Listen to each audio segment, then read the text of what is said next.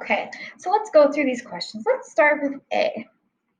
So there's one cup, and it has some amount of counters in it. We don't know how many counters. Then there are 6 counters, and then there's an equal sign. On the other side of the equal sign, there are 9 counters.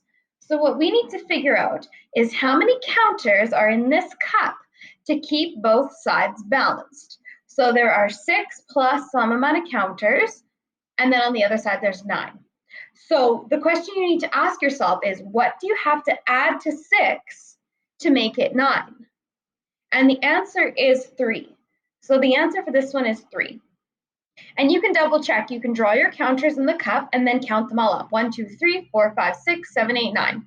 1, 2, 3, 4, 5, 6, 7, 8, 9. B. Now for B, we've got a cup with some counters in it. And then we're told if we take away 2 counters from that cup, there are going to be 6 counters left.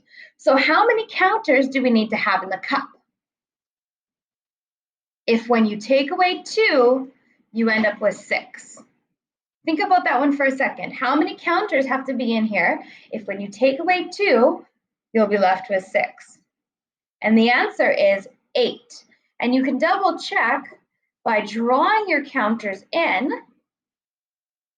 So if I have 8 counters in here and I take away 2, so I erase 2 of them, I now have 6.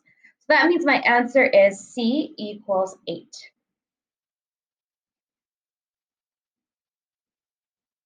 C, now there's another cup and it has some amount of counters in it.